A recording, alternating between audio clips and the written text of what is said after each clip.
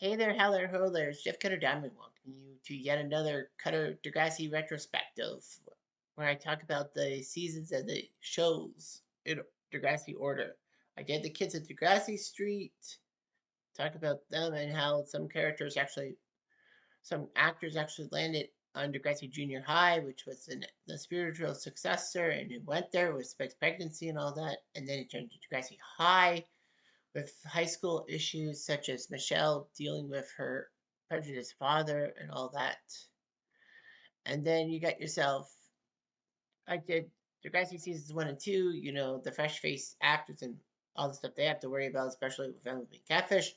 Then I did 3 and 4, the golden age of Degrassi, in which episodes and topics were just hitting hard, man. And then 5 and 6 is the aftermath of the whole Rick situation. Emma's eating disorders, Spinner trying to win his friends back after what he did to Jimmy, and Peter and John ruining everything. So anyway, let's talk about season 7 and 8. And actually, 7 and 8 is actually a famous intersection in Canada, like in Ontario where I live. Highway 7 and 8. That practically is a highway that goes through like Kitchener down towards London. Spit. Anyhow, so let's talk about season 7 and 8. The first for Canada started the seventh season actually in January 2008, which was shocking because it started in January and not like in the fall, not the fall, and it concluded June 2008, which had 24 episodes. It would take place during the winter/spring semester of the Emma graduating group and all that. There were a lot of challenges such as rape, school violence, cancer, drug use, prostitution, sexual misconduct, racism, sexism, parenthood, HIV, and relationships. It would air Mondays at 7:30 on CTV, and on the end it would be there. Actually, the end actually broadcast 16 episodes of the 24 episode season before Canada even started it. You kind of knew there was some kind of fishiness because why would they start season 7 in Canada in January? So anyway, yeah, viewing numbers were not very high and all that. Season 7 actually brought in a lot of characters because, well, I'll let you know. So yeah, they didn't do as well. Joe Rubinoff of the Kitchener Records says that it was consistent and it won some awards and all that. So yeah, it was funny that Canadian viewers had to wait a while, but they did air from January 14th, 2008, every week till June 23rd, one episode. All right. So anyhow, it was actually crazy that Canada actually held off Love is a Battlefield, which is the third episode in the season, and waited till after Wings. Anyway, Standing in the Dark aired in the US in October 2007, but in Canada it started January 2008. Um anyhow, there were two main storylines. The subplot was that Lakehurst was moving into Degrassi because they had suffered a school fire, and mostly it was probably like maintenance related. Some people actually probably would question if Degrassi actually burned Lakehurst down in revenge for JT, but I doubt that highly, even though Jay might have done it. But anyway, yeah, the Lakers students come in, and this was actually a big move for CTV because it was to add new characters in, with the new graduating class and all that being gone. And there were rumors circulating that CTV was going to be gone. So anyway, um, yeah, we got that. And then the main plot was when Darcy and Peter actually want to take their relationship in in public. Peter's mom and Haslakos is okay with it, but Darcy's parents are not happy because Peter's the one who gave those sexy photos of Darcy away, and they have every right to. Darcy, for some strange reason, stays with Peter and then actually lies about being sick just to go on a ski weekend with Manny and Peter. And unfortunately, someone roofies Darcy's drink, and Darcy gets you know what. So anyway, that's the thing. Love is a Battlefield went third in the US. Canada took till May 2008. Paige has a rift with Alex because Alex refuses to get out of bed and build a name for herself, which was stupid and all that. Manny's actually accused of racism by accident. This was the last time Alex actually was in Degrassi as she left for Ajax. It's tricky is when Ashley actually does a song and it's okay, but Jimmy raps lyrics to it and everyone's happy with it. But Ashley's upset. She didn't want it to be a duet. She wanted it to be solo work. Anyway, Mia and Holly J fight for Sav's affection. Death for Glory is when Spinner realizes that he has testicular cancer and all that. It was just not there and all that.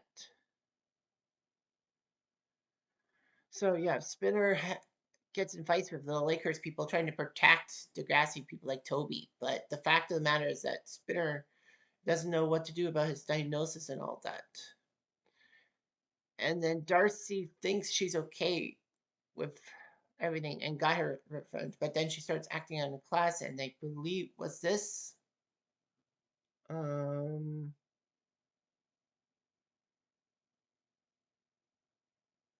you know all that. So yeah. So yeah, I think this was the episode when Darcy goes into the girls' shower and tries to off herself. Okay, then we got the beat is when Manny and her parents basically are almost at odds with each other. And Manny is forced to do what they call a traditional debut in which it's an expansive celebration many Filipino girls attend for their 18th birthday. So Manny decides to take a stance. She wants more freedom, so she decides to have a relationship with Jay and all that, just to see what could happen and all that. Jesse's girl is number 8. Caitlin comes back to Toronto, but hooks up with Ellie's boyfriend Jesse, and Ellie is upset and goes through a massive path and all that. And Mia actually asks Anya to stand up to Holly J after Holly J, I think, left Anya high and dry during a paper thing.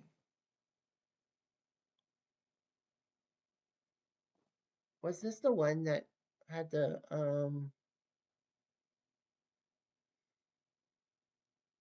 no, this is yeah, this is the one I think, right? No, sorry, this was not the one I was thinking of.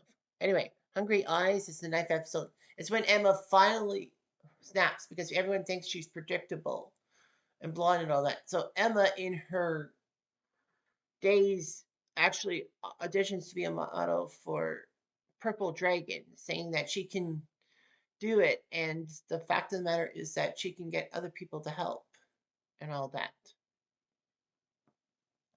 So she gets the attention of Damien. So she's happy that a guy actually likes her and all that. Although Damien's kind of a dickwad. Um, she learns about Purple Dragon's hypocrisy and all that. She even almost starts to diet again, but then she learns she can't go down that dark path, so she stays off of it and then basically outs Natasha and Purple Dragon's policies. And it's stupid that like Armstrong, especially wants Emma to shut up about it. I know Purple Dragon sponsoring Degrassi stuff is stupid. I mean, do companies always sponsor high school events like this? But anyway, Emma finally decides to take a stance and take off her dress in front of everybody. Manny covers it up. Emma gets lots of detention for her stunt, if you will. And, you know, that was just humongous and all that. She would do such a thing like that. Snake even says, please, no more drama, Emma. And then a few episodes later, he would be involved in drama. But yeah, Emma gets Damien and she's happy that she can break things off with Sean. After all, I think Emma didn't really want to be with Sean. I was worried about it. Past the Duchies when Spinner is trying to deal with cancer and then start smoking pot. But anyhow, he doesn't understand everything. Owner of a Lonely Heart number 11 is when Marco's low on cash and Marco actually thinks about prostituting himself.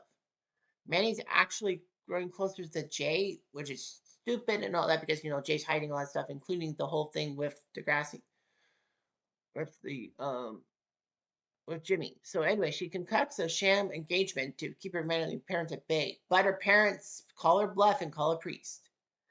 Anyway, live to tell is when Darcy self-destructs in the worst way possible. She basically tries to get Snake to help her, but then when Snake tells Hatzalakos about it and Darcy's mom appears, Darcy is scared to tell the truth, so she accuses Simpson of being inappropriate with her. Hatzalakos believes Darcy and sends Simpson on suspension because they have to investigate. And then Emma and Manny shun her, and then Darcy goes up to the roof and thinks about jumping, but then Manny calms her down and all that.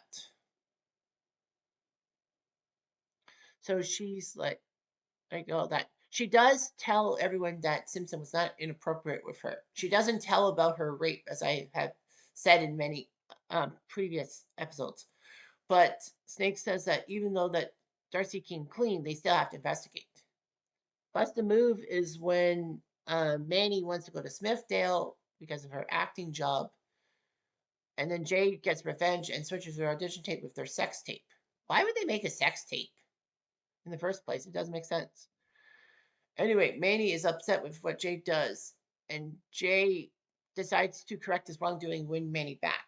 Unfortunately, though, that was in the main plot. Well, that may have been the main plot, but the main plot was when Darcy actually is sent to Brad Camp because of her troubling behavior, and Peter signs himself up too to try to help Darcy out, which is pretty un-Peter-like.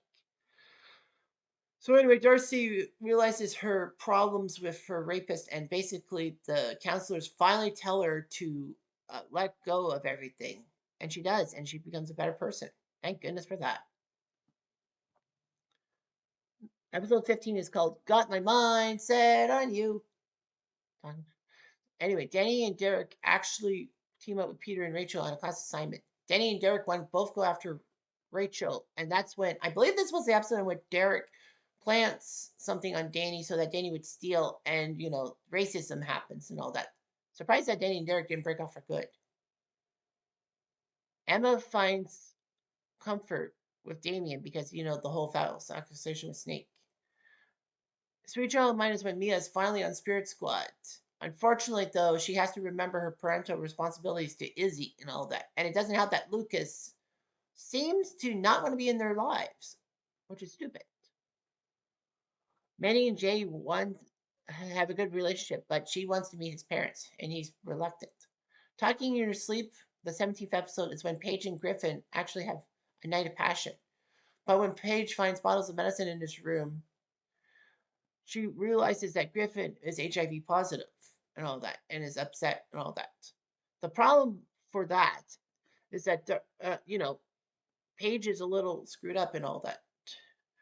But then I believe she was not HIV positive because she would have said something.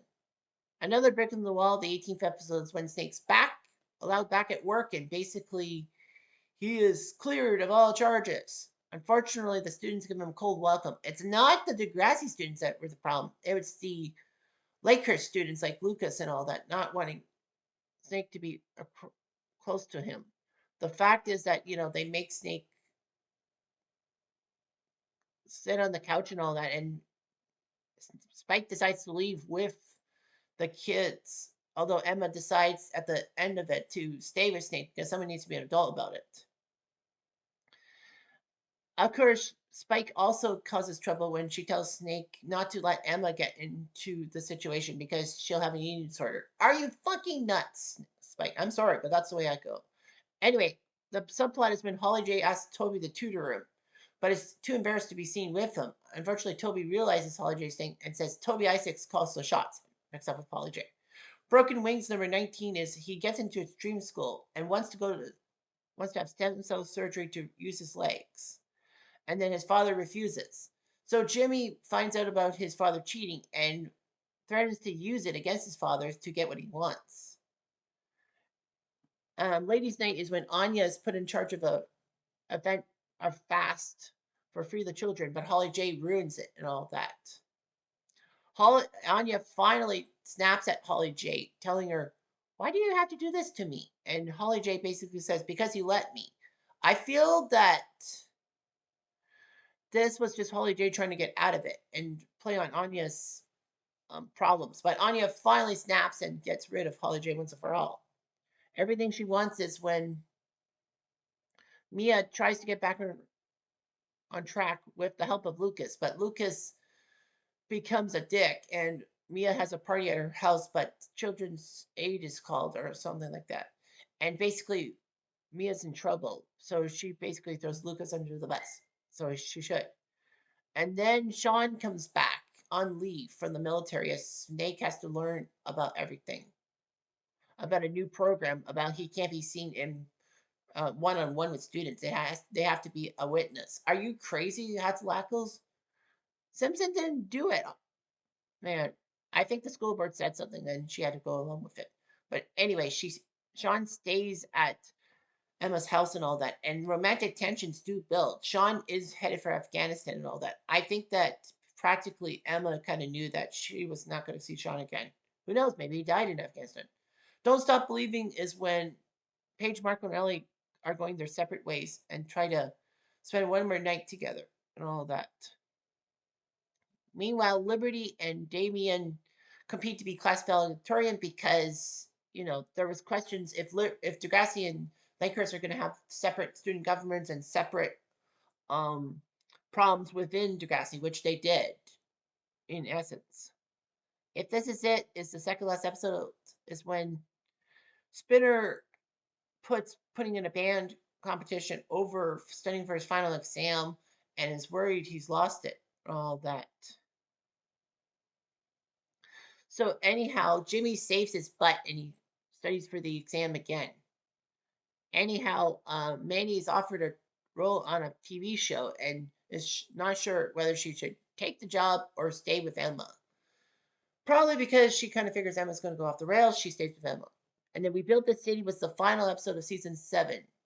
And, this was kind of the possibly Degrassi's going to be canceled thing. But anyway, yeah, the clock is ticking for the class of '07 as prom and graduation approaches. So in this episode, it was revealed that, you know, Degrassi was going to do their prom and all that. So they did that. And, they find out that, well, Emma finds out through Toby that Damien is actually seeing Liberty and is bragging about the relationship. Emma's, of course, ticked off as usual. Liberty goes off crying. Toby just had no filter. Well, Toby, I think, kind of had a vengeance thing because Liberty refused to talk about JT and the graduation thing. In the subplot, Peter finds out that Hatzalakos is headed to Regina to deal with her ailing mother, and I thought she had quit her job, but it was a leave of absence. Stupid me. Peter doesn't want to go to Regina. He wants to stay with his dad in Toronto. He wants to finish out at Degrassi. Unfortunately, his dad does not want him, saying there's no room with his mistress, aka wife, and their child. Peter says, I can live there, no problem. But no, he can't. So he gets himself emancipated and asks Danny's dad to help him and references the Simpsons episode in which Bart actually did get emancipated for a while, the 300th episode of The Simpsons. Anyway, Liberty's unsure what to do, but Emma, Manny, Toby, and someone else actually come by and say that, Liberty should get a break because of it. And Emma says, I'm mad at Damien, not you. I don't want to break off a 6-year friendship, which is stupid because Liberty and Emma weren't really friends. They were more frenemies, if anything. So basically, they forgive Liberty, and she gives a good speech about JT, and then in the point and final scene, they turn JT's graduation cap over, saying that he graduated with them. Now we come to post next gen, if you will, season 8. It's It started in Canada October 2008 and ended August 2009. 22 episodes, 18 episodes, and the four-part movie Degrassi Goes Hollywood, which was why it was August 2009. Anyway, this was actually a semi-floating timeline. This season 8 would be in the fall semester of the year it landed. It would have sex, sexism, sexual identity, financial difficulties, drug use, mental disorders, cyberbullying, child molestation, stress, hostage situations, really, racism, and psychological abuse. It would actually have like both Degrassi stuff at Degrassi and in um, university and all that. Season 8 would actually air Sundays at 7:30, and in the U.S. it would be I think on a Saturday too, but I can't remember. Anyway, yeah. So they added new people. There were rumors circulating around. This is it. So yeah, the season premiere was watched by 398,000 people, much less than the previous year. So anyway, Uptown Girl, it was a two-parter in which Degrassi welcomes a new group of students as they adjust to high school life because they dump off like Emma's group. And Mia wants to make her junior year memorable. So she wants to go to Spirit Squad. She wants to do all that. Her mom actually decides to watch Izzy in exchange for Mia having the best year of her life. All that. Unfortunately, her modeling career does come in the way of her schoolwork, her friends, and Danny, and all that.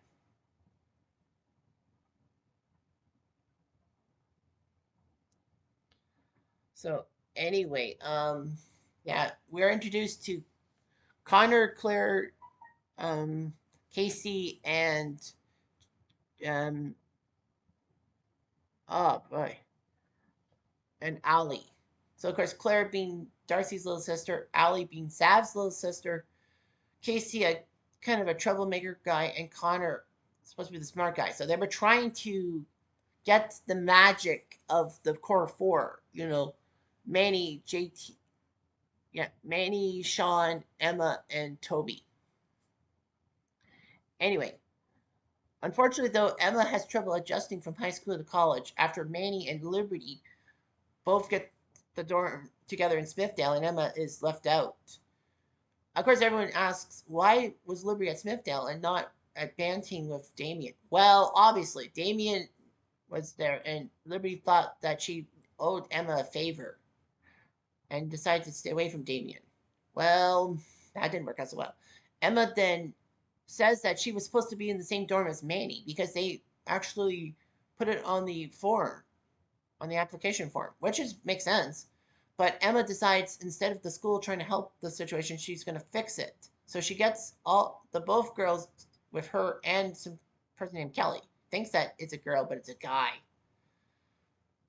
And they're both upset, that Emma's trying to keep them together. Emma does have the clingy friend face and all that. As well as the clingy girlfriend face, but that's beyond the point.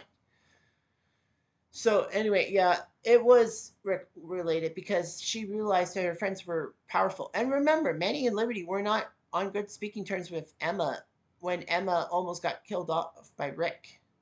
Anyway, Fight the Power is when Jane wants to play football, saying that she played rugby, it's no different. But the Shep refuses to help and all that, which is stupid. I mean, yeah, the principal's coaching the football team. I thought that was not allowed.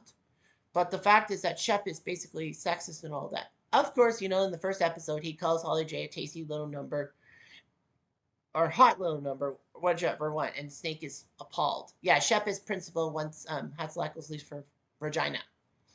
Anyway, Darcy decides to head to Kenya and tells Peter the day before that she's going. All that. He can't stand to see Darcy go. Of course, that's Sinead Grimes going to 90210, the reboot, which actually was popular for one bad thing. There were tabloids saying that there were what they called weight loss competitions between the main female leads, which I don't think was true. So yeah, Sinead Grimes left for 90210, and you know, upsetting. Now her trip to Africa and all that, she was barely mentioned after season 8. I think that Darcy going to Kenya was not her decision completely. Maybe it was a partial decision, but Darcy probably went. I think it was Darcy's parents sending her to Kenya to atone for her mistakes and put pressure on Claire. Didn't we have always have it all? Is when Liberty decides to pledge for the school's popular sorority, but they needed a token black and all that. Holly J is student council president without a vote by her peers. Shep just gives her the job and gives Sav the VP job just to shut him up. Anyway, Man with Two Hearts is when Peter decides to have a relationship with Mia because, he's lost Darcy, so he finds Mia and all that. Claire and Ali actually find a vibrator that Snake has cat and takes it to school. So anyway, it causes a lot of friction, especially with Claire's mom, who actually is embarrassed and has to talk to Claire about sex and all that, and says, ask questions about this stuff because I think she kind of figures that her like trying to keep Claire away from these situations is just going to make it worse. Anyway, with or without you is when Sav and Anya plan to celebrate their 6-month anniversary and all that. And Ali tags along and does something with Johnny DeMarco. Manny and Emma both have a crush on Kelly, and Kelly chooses Emma, which kind of leads Manny into the path of her college professor. A lot of people said that Kelly should have been with Manny. Kind of like, I understand, but I guess Emma was desperate for Kelly because, after all, her relationships have gone sour. I mean, Sean kind of emotionally manipulates her, and I think that's in her words. Um, Damien cheated on her with Liberty, and Peter was a dickwad.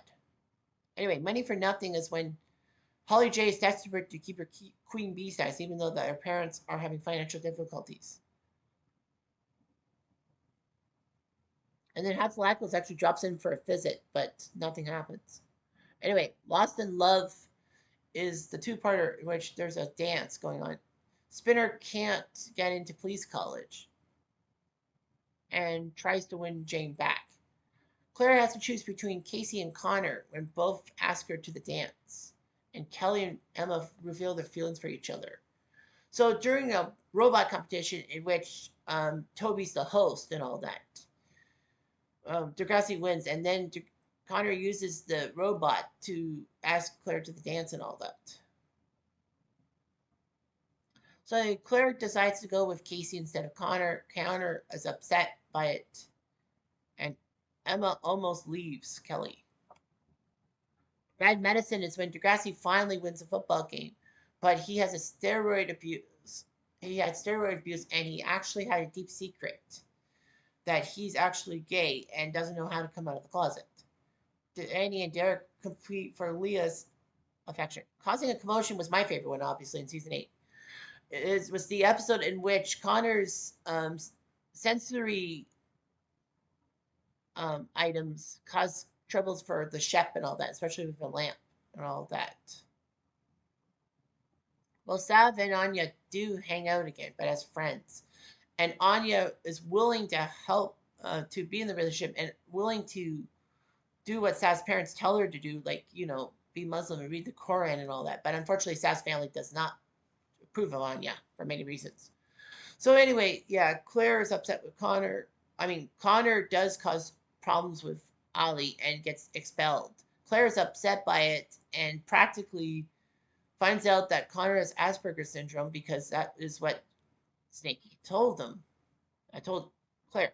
Claire realizes a lot of things and how Connor dresses the same every day. Claire ditches her schoolgirl look at the same time. But anyway, Causing Commotion was huge, and the Shep gets a trip to be principal of the year, and it's like, how is he principal of the year? He barely has been principal for Degrassi for a few months and all that.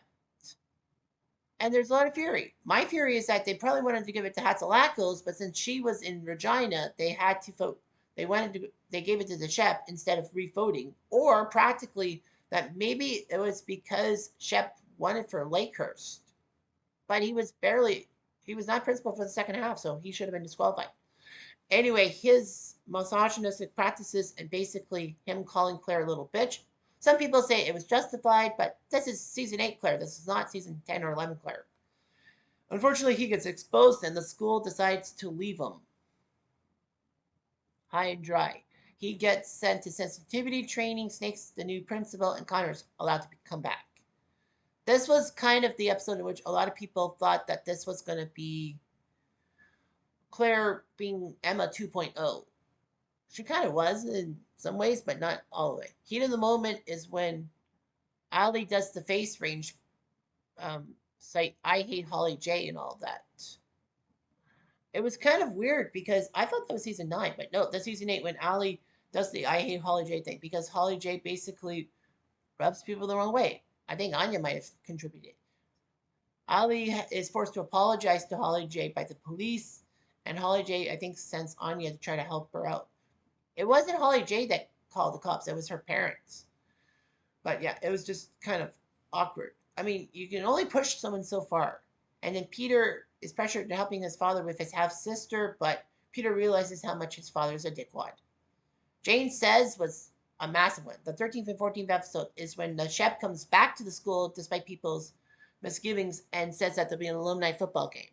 So it would be the Degrassi students football team against the alumni team, and Jane tries to get Lucas involved because it could help things. Lucas is seen as not really being a proper dad towards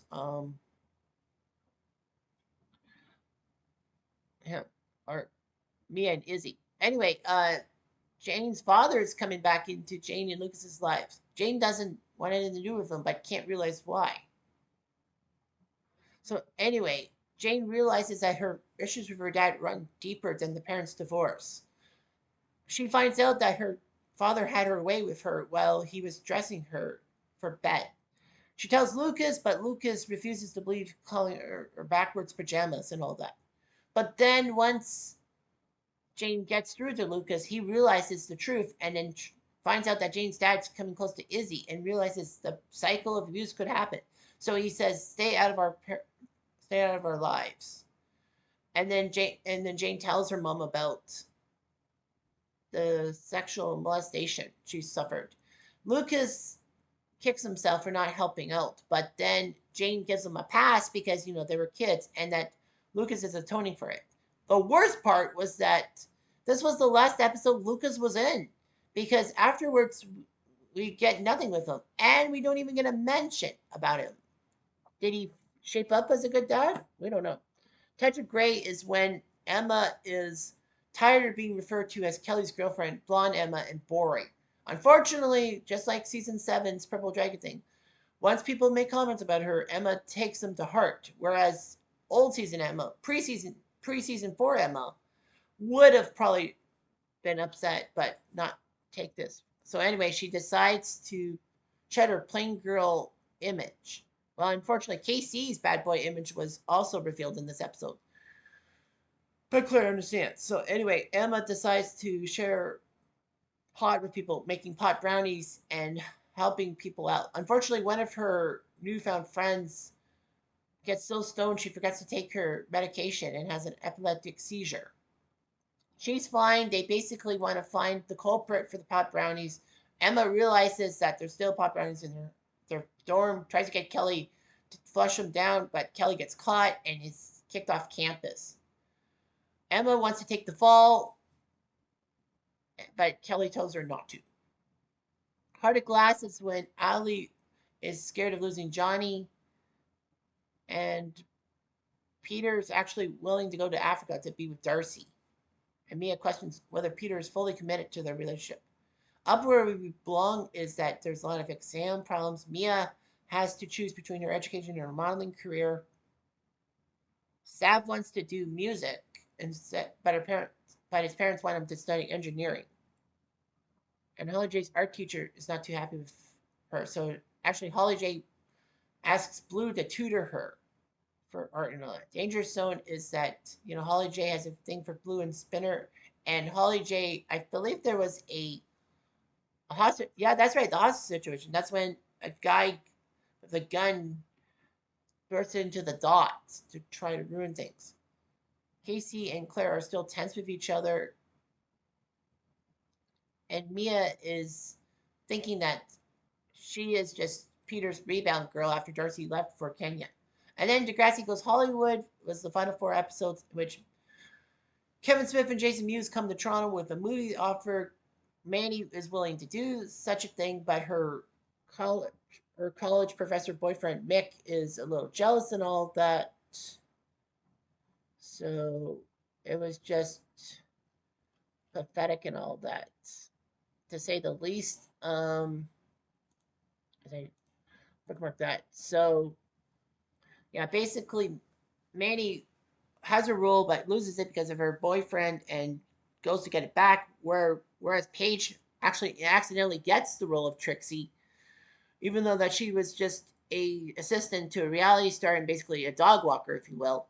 And all of a sudden, Paige is thrust into stardom and thinks she should act like a diva because then she'll fit in and all that. Ellie and Marco come to visit LA, and then they bump into Craig. Craig has a girlfriend. Ellie is willing to be with Craig, but Craig has a girlfriend. And then Ellie walks into the Pacific Ocean before Craig and Marco save her. Ellie was dealing with stress because her father came back from Afghanistan and it's not the same, so he has PTSD, and Ellie's encouraged to visit her father. Emma and Kelly stay back in Toronto. Of course, Jay gets a school bus that he was supposed to fix for Degrassi, and then he takes Peter and the Studs, the band, with him across the border alongside Manny to try to get Manny's job back, which was kind of pathetic and all that. But anyhow, Paige acts out so badly that she ends up getting canned from the job. She gets exposed by Marco, and Paige and Marco don't really talk to each other. So anyway, that's what happened. And, Manny manages to get her job back thanks to Paige and all that. And Manny goes Hollywood, and everything looks pretty good for Manny. And Paige becomes Jason Mewes' assistant and is happy. She's got a boss that she can work for. And, Manny and Jay are back as a couple in a sense, and then the Studs perform all that. So, well, that's all you need to know for season 7 and 8. The Highway 7 and 8 video. Next will be 9 and 10. Hopefully, I don't have to do it again. Anyway, I'm Jeff Diamond.